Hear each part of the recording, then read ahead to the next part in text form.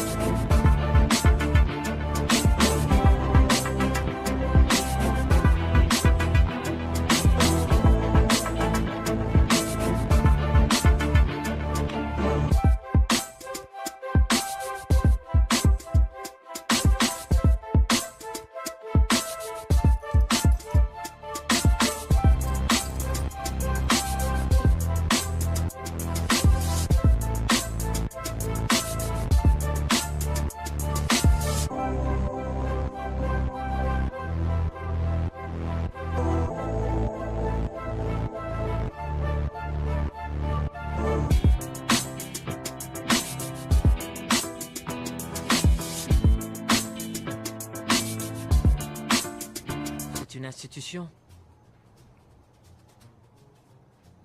Excellent.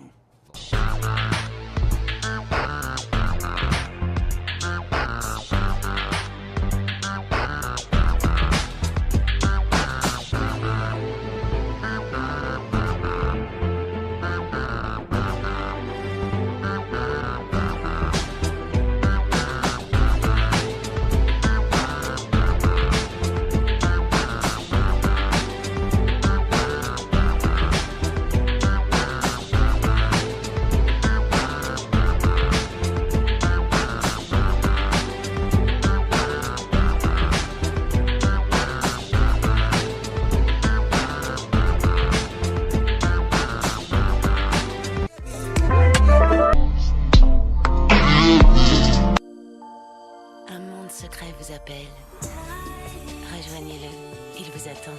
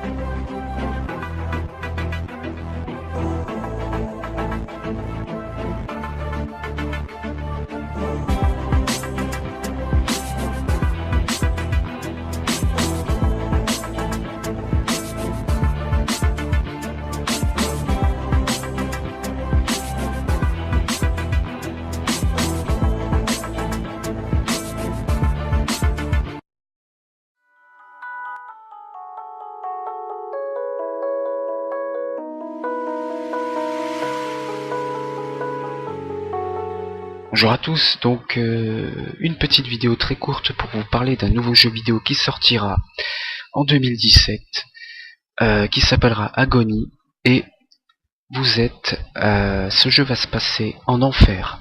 Alors déjà vous pouvez voir quelques images du jeu, de ce jeu dégueulasse et pourri, qui sortira en 2017, voilà, où vous serez en enfer et votre but ce sera donc de sortir de cet endroit infâme. Donc je vous présente quelques screenshots. Donc alors attendez, au niveau du... Voilà, les joueurs commenceront leur voyage en tant qu'âme tourmentée dans les profondeurs de l'enfer, sans aucun souvenir de son passé. Vous pouvez contrôler les gens sur votre chemin et même posséder des démons, simples d'esprit, blablabla, pour survivre dans les conditions extrêmes. En explorant cet environnement hostile et en interagissant avec les autres âmes fatiguées au cœur de l'enfer, le héros va bientôt comprendre qu'il n'y a qu'un seul moyen d'échapper à l'enfer: rencontrer la déesse rouge mystique. Voilà le scénario de cette merde, qui va sortir en 2017 sur PS4, Xbox One et PC. Donc là, en termes de jeu, on commence à atteindre vraiment les abysses au niveau du malsain. On est vraiment de plus en plus proche de la réalité. Apparemment, dans le jeu vidéo, vous allez être donc une âme qui va devoir trouver un moyen de sortir de l'enfer. C'est marrant parce que dans la réalité, ça ne sera pas le cas. Quand vous serez en enfer, il n'y aura aucune échappatoire. C'est marrant, hein? Mais bon, c'est encore... vous voyez un peu comme Satan, un petit peu l'humour morbide, enfin je sais pas comment expliquer ça. Il vous fait croire des trucs et en fait non, pas du tout. Donc dans ce jeu vidéo, vous pourrez apparemment sortir de l'enfer, mais dans la réalité, sachez que quand vous serez en enfer, eh bien ce ne sera pas possible.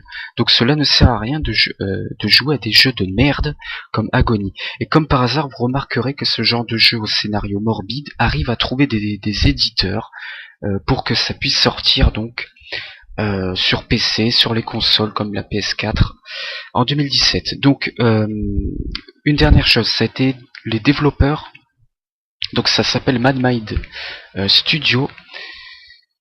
Ce sont apparemment dans l'équipe des développeurs, une partie de ces développeurs donc ont déjà bossé sur un jeu vidéo qui s'appelle The Witcher, qui veut dire donc le sorcier. Donc c'est un jeu vidéo pareil avec de la magie, des monstres, tout ça. Donc bon, pour moi c'est de la merde.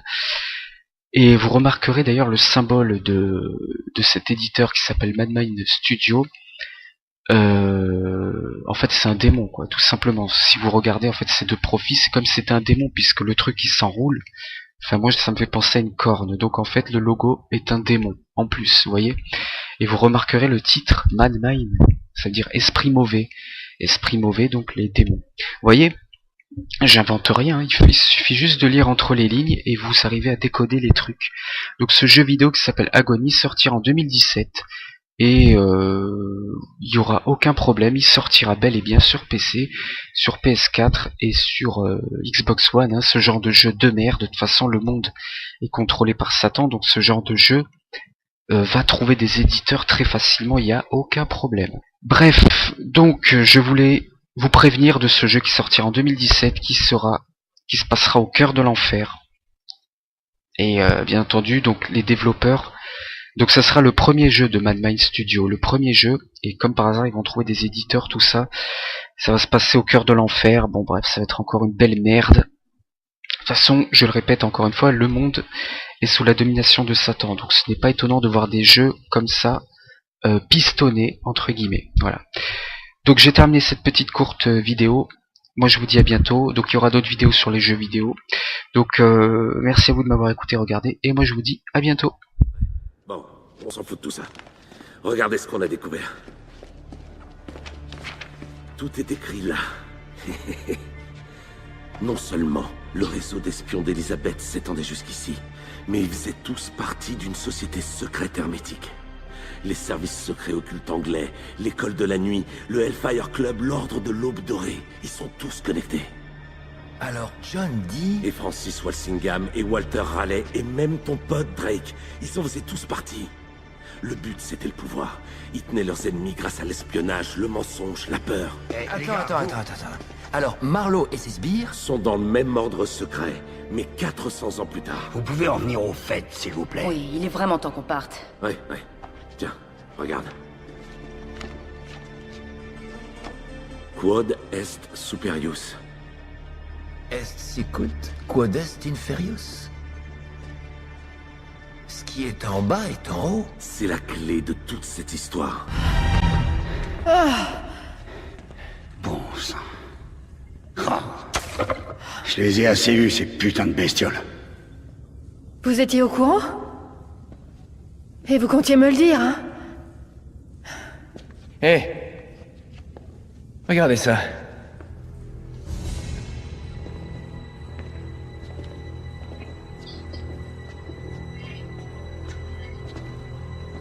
Ne laissez pas le monde vous tromper par sa beauté.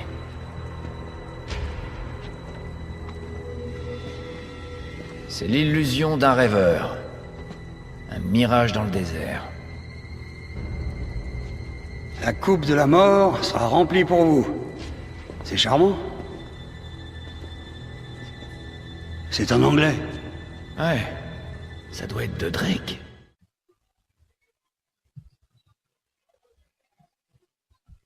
Vous avez dit l'autre nuit que vous étiez démonologue. Qu'est-ce que c'est exactement? Oh, ce n'est pas aussi mal que l'on croit, ma chère. Ce qu'Emile et moi nous faisons, c'est protéger tous les gens. Les protéger de quoi? Est-ce que vous croyez au diable, Miss Nakamura? Je crois au bien et au mal si ça peut aider. Oh, mais Satan et ses démons sont réels. Ils peuvent attaquer les vivants. Et beaucoup ne savent pas quoi faire lorsqu'ils les attaquent. Nous essayons de protéger tous les gens. Comment protéger les gens des démons? La meilleure protection est la foi en Dieu, bien sûr. Mais parfois, la foi ne suffit pas. Parfois, nous devons plonger dans le surnaturel pour protéger les autres. Vos Schattenjäger font la même chose. Thérèse. Je peux te poser une question? Tout ce que tu veux. Crois-tu qu'il existe des choses dans le monde, des choses situées au-delà de nos perceptions?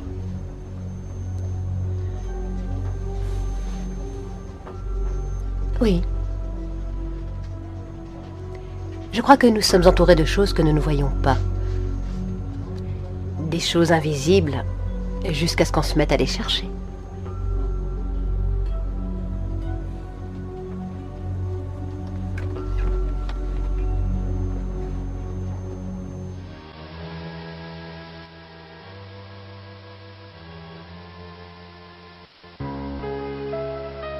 Tu me déçois. Tu avais un certain potentiel. Plutôt mourir que devenir aussi taré que vous. Tu as fait ton choix. Et tu as achevé ta quête. Apprécie la vie que tu as choisie, telle qu'elle est.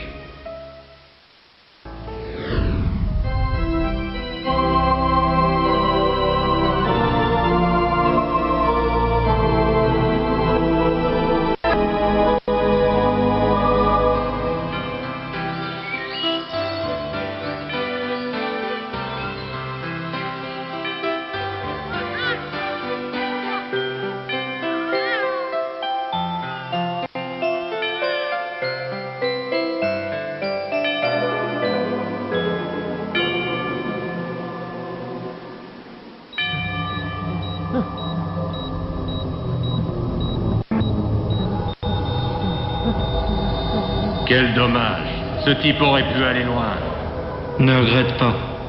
Il y en a 2 autres à brancher. Il doit y avoir d'autres moyens de créer des tueurs en série. C'est scientifique. Tu veux revenir aux anciennes méthodes? Quelle méthode? La reproduction. Quelqu'un d'autre? Elisa a dit vrai. Vous m'avez caché des choses. J'avais des doutes. Mais ces gens, ils sont comme des fantômes. Toujours tapis dans l'ombre. Toujours abrités par des mensonges et des prétendants. Qui sont-ils? Leur nom est sans importance. Ils en changent au gré de leurs intérêts. Parfois, ce sont les francs-maçons. Parfois, le groupe Bilderberg. Ils sont dans toutes les initiatives privées, institutionnelles ou gouvernementales qui dessinent la société future. Vous parlez des... des Illuminati? Ah, c'est pas une farce. Ils sont organisés et opèrent au-dessus des lois et des...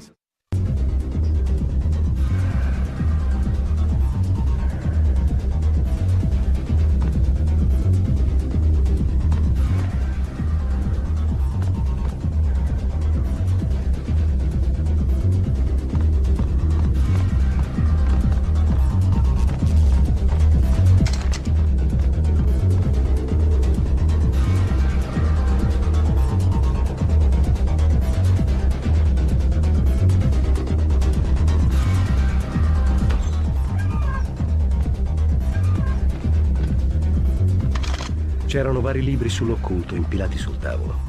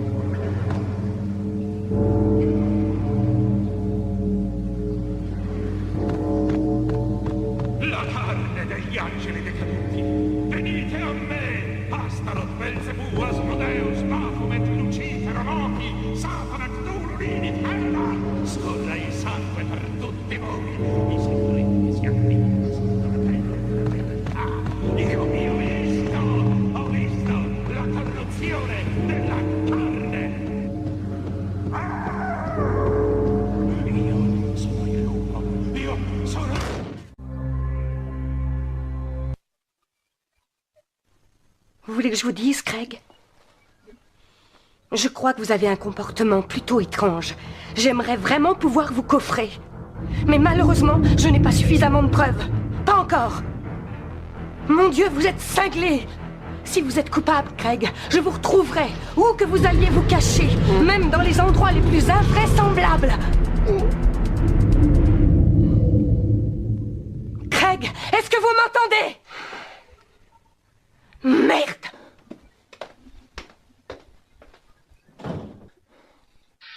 On va parler de la Shinra. Donc la Shinra, en fait, c'est une organisation dans le jeu qui commettent des... En fait, ils ont la suprématie dans le monde. Mais je vais vous montrer cet extrait et vous allez mieux comprendre.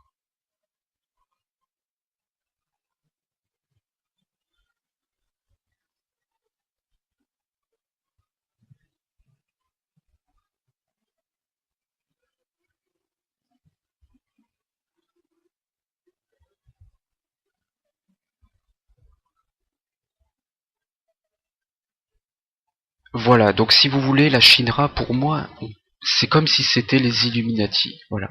En gros, dans le jeu vidéo, les Illuminati, l'organisation extrêmement puissante qui contrôle tout, ben, c'est la Shinra Corporation. Voilà, c'est la Shinra.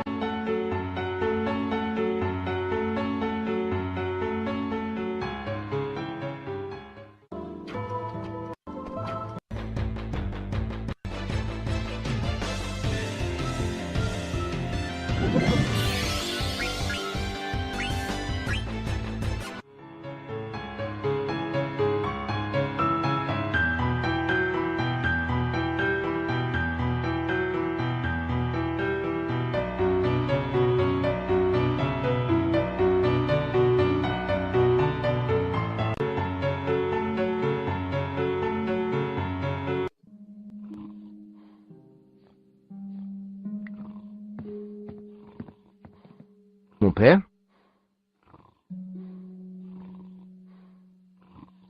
Oui, mon fils. Quand vous disiez qu'un mal terrible avait surgi, que vouliez-vous dire? Votre adversaire, le diable, rôde comme un lion rugissant, cherchant qui il dévorera. Comment? Pierre, chapitre 5, verset 8. Le malin est partout, monsieur Stobart. Henri a-t-il dit quelque chose avant de mourir? Il a dit « Arrête la voiture, je veux monter. » Ah, et ça veut dire quoi? Nous ne le saurons peut-être jamais. Pourquoi êtes-vous venu voir cette exposition, mon père? Pour le tableau. Quel tableau? La malédiction, bien sûr. Le tableau qui a été volé? Je me devais d'affronter le diable. Vous connaissez le code pour entrer dans le bureau? Non. Mais vous pouvez toujours prier pour recevoir l'inspiration divine. Avec tout le respect que je vous dois, mon père, je cherche une solution un peu plus rapide. Que savez-vous à propos du peintre de la Malédiction? El Serpe. Il jouait avec le feu, les flammes de la damnation éternelle. Parlez-moi du tableau volé. Tous ceux qui s'en approchent brûleront en enfer.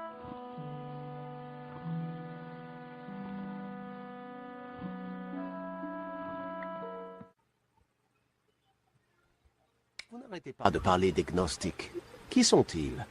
C'est une secte. Une branche dévoyée du christianisme qui vénère Lucifer tout autant et même plus que Dieu. Ouroboros, c'est quoi exactement? Un symbole gnostique. Il indique quelque chose qui est... Ça va mal. Un terrible mal nous guette. Ce croquis que vous m'avez montré dans la galerie, c'est étude de la Malédiction. Il montrait une image cachée dans l'Ouroboros, une image dangereuse. Dangereuse? Ce symbole représente une hérésie, un objet que les gnostiques appelaient Tabula Veritatis. La tablette de vérité? C'est une tablette de mensonge, un instrument de Lucifer.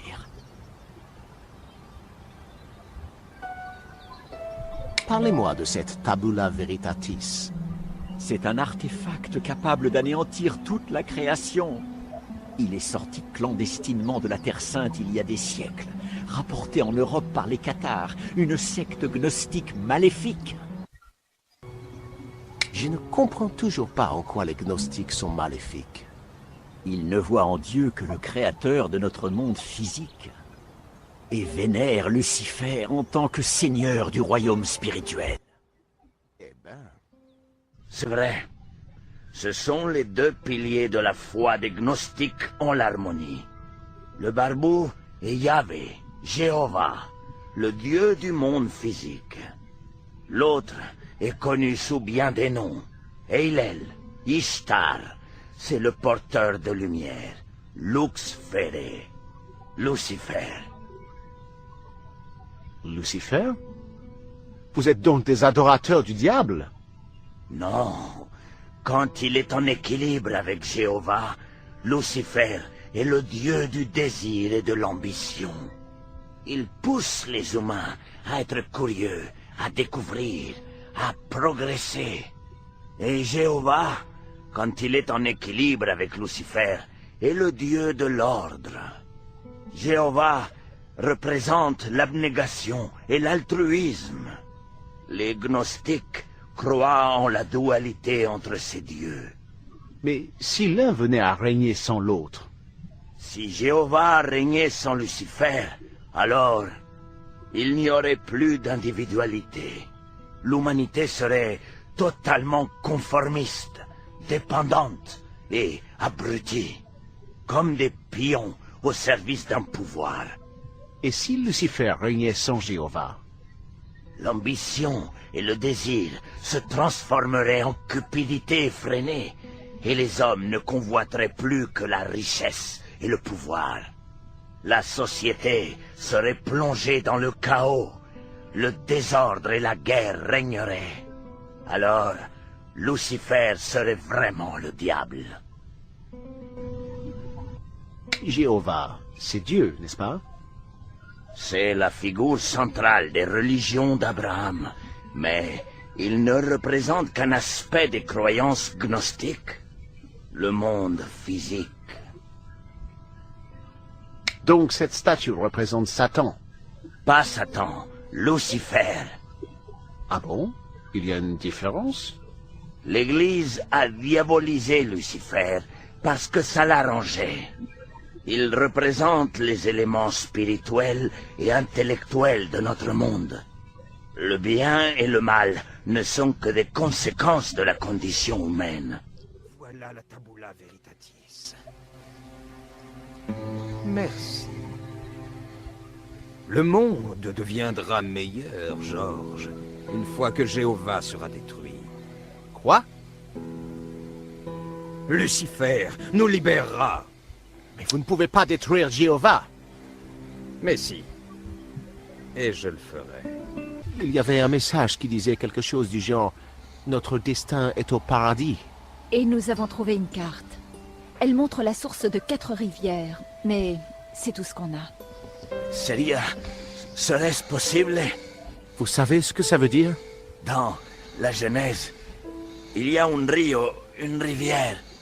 Elle coule du paradis et se divise en 4. Où se trouve cet endroit, le paradis? Al jardin d'Éden. Il va au jardin d'Éden. Le jardin d'Éden? Mais ce n'est qu'un truc écrit dans la Bible, un mythe. Non, il existe vraiment. C'est là que Jéhovah a créé la vie et que Lucifer a transmis la connaissance à Ève. C'est là que leur dualité est en arrêt. Lucifer terrassera Jéhovah de son pouvoir. Il le détruira. Vous nous détruirez tous! Ha! Les anciens qui ont sculpté ces statues avaient peur de leur pouvoir. Mais elles seront bientôt sous mon contrôle. Et le monde sera plongé dans le chaos. Non! Sous le règne de Lucifer, l'homme sera libre de satisfaire ses plus grandes ambitions et d'exprimer pleinement son potentiel. Mais ce n'est pas l'endroit pour en discuter. Où préférez-vous? Que diriez-vous de l'éternel?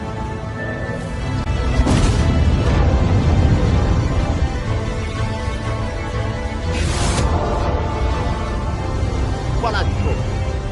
Debout, Lucifer! Frappe, Jéhovah! Je dois juste concentrer la lumière. Pura, luz, victura est. Jéhovah doit être détruit! Le monde acceptera Lucifer! De quel droit vous s'opposez? Are you familiar with Paradise Lost? Isn't that one of those resorts for swingers? Paradise Lost is a poem about the great divide in heaven when Lucifer was cast out.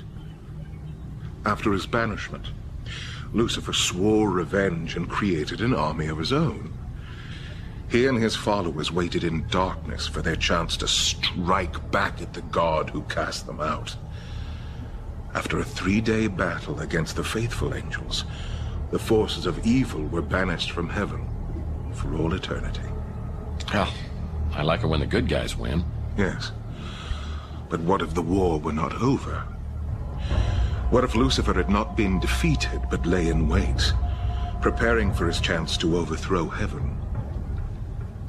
Well, debating hypothetical fairy tales is a little nerdy for me. Look at the world around you. Did heaven win the battle? Man has created hell on earth. And the longer man exists, the further he descends from the wisdom and discernment needed to overcome the darkness. At his core, he is a grasping, clawing, foolish creature, willing to commit any sin to appease his base and greedy.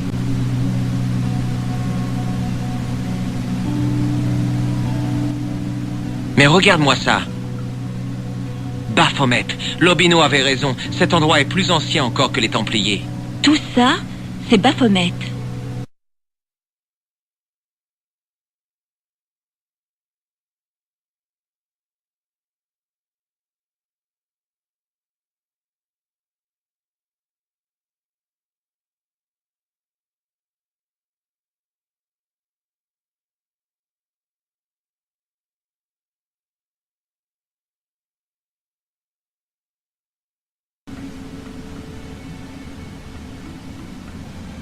Frères Templiers, nous sommes réunis ici pour assister à la refonte de l'épée qui fut brisée, ici, devant la sentinelle de Dieu, Baphomet.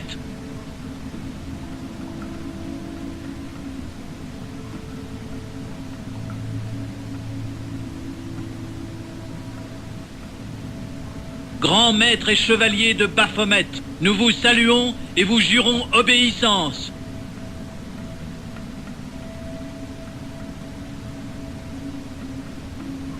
Je vous salue, gardien de la voûte du temple.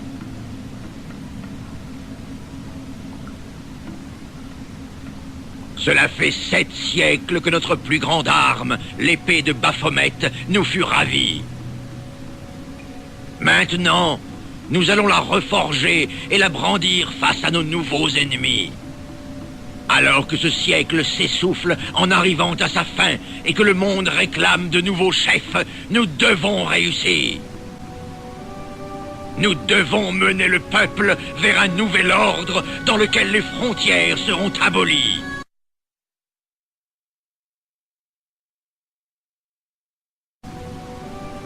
Nous devons mener le peuple.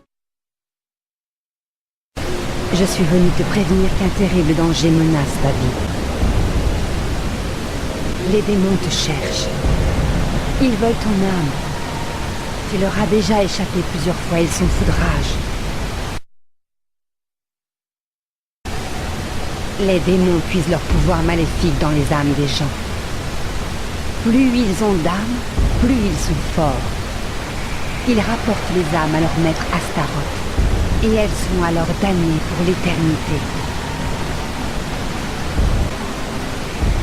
Tu serais damné pour l'éternité. Dans ta dimension, ton corps ne serait plus qu'une coquille vide, alors que ton âme serait ici dans le réservoir des âmes d'Astaroth, où elle endurerait des tourments infinis.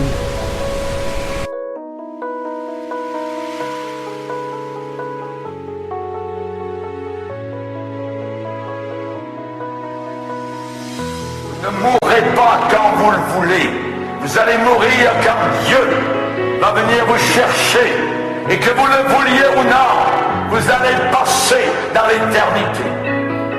Dans 50 ans d'ici, la plupart d'entre nous, nous serons dans l'au-delà. Question, où seras-tu? Il n'y a que 2 éventualités. Ciel, enfer. Les 2 existent. Il ne peut pas exister un ciel s'il n'y a pas d'enfer. Il ne peut pas exister d'enfer s'il n'y a pas de ciel. Les 2 existent. Et Jésus-Christ, le Fils de Dieu, c'est lui qui nous a enseigné ces choses. Ézéchias a refusé d'accepter la mort quand Dieu a déclaré « Tu vas mourir et tu ne vivras plus ».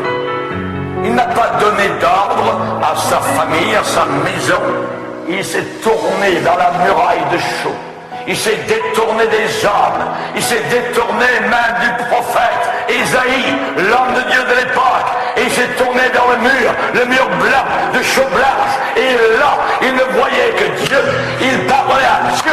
Il a pleuré devant Dieu. Il a cherché Dieu. Il demandait simplement quelques années de plus.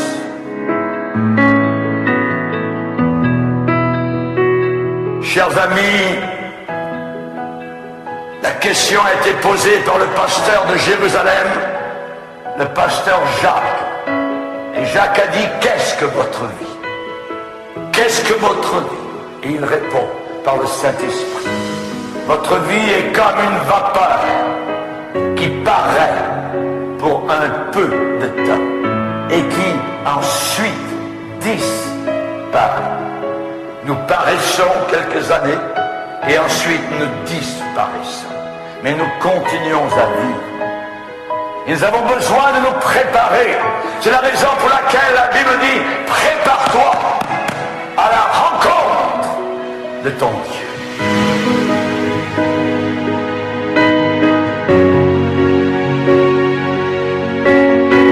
Prépare-toi, le battement de ton cœur, boum, boum, boum, un jour va faire boum, boum, boum. Il n'y aura plus de vie. Vous serez passé dans l'au-delà, dans l'éternité. Prépare-toi à la rencontre de ton Dieu.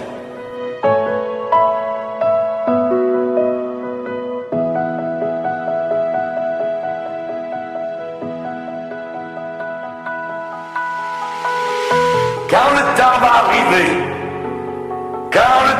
arriver, le moment défini de la mort, souvent c'est difficile de l'accepter. Mets ta maison en ordre, parce que tu vas mourir, tu ne vivras plus. Mets ta maison en ordre, ça veut dire mets ta vie en ordre. Dieu veut de l'ordre. Personne qui vit une vie désordonnée ne pourra passer dans les portes de la gloire.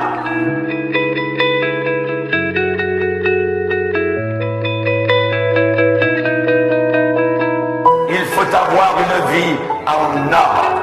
Mais nous sommes désordonnés, nous sommes sales, nous sommes impurs. Nous avons besoin de quelqu'un d'autre. Et c'est la raison pour laquelle Dieu nous a envoyé la bouée de sauvetage, appelée Jésus-Christ, le seul et unique sauveur. On a besoin d'un sauveur qui nous sauve de nos péchés. Nous avons besoin de ce sauveur. Personne ne peut se présenter devant Dieu avec sa religion personnelle, avec ses bonnes œuvres. Les anges au ciel vont barrer les portes du ciel. Mais Seigneur, j'ai fait ceci, j'ai donné de l'argent à l'église, j'ai été bon, j'ai payé mes impôts. Non, la porte du ciel sera barrée devant vous, parce qu'il vous faut un sauveur avec vous pour entrer là-haut dans la gloire.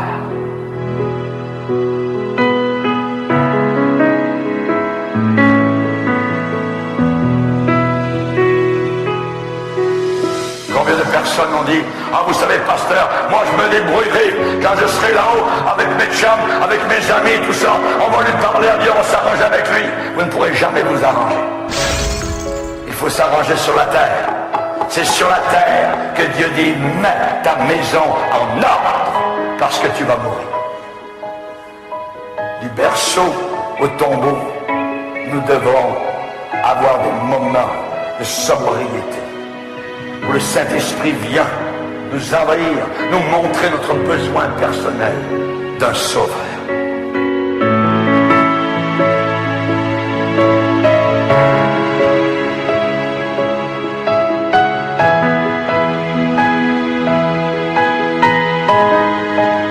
Quand le temps arrive, la mort va frapper. Et il faudra partir. Il faudra tout laisser. Le compte en banque, la maison, le frigidaire, la télévision, vous laisserez tout derrière vous. Tout restera sur terre. C'est l'homme sage de l'Ancien Testament, Salomon, qui a dit, il y a un temps pour tout, un temps pour toutes choses sous les cieux.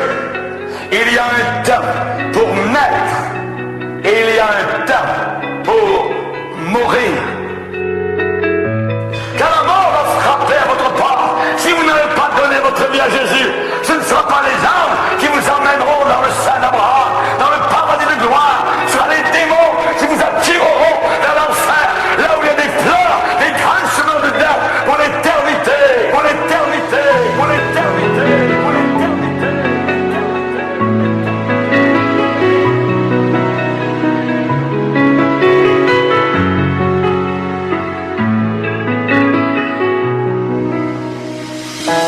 Nous voulons tenir à la vie, mais un jour il faut partir.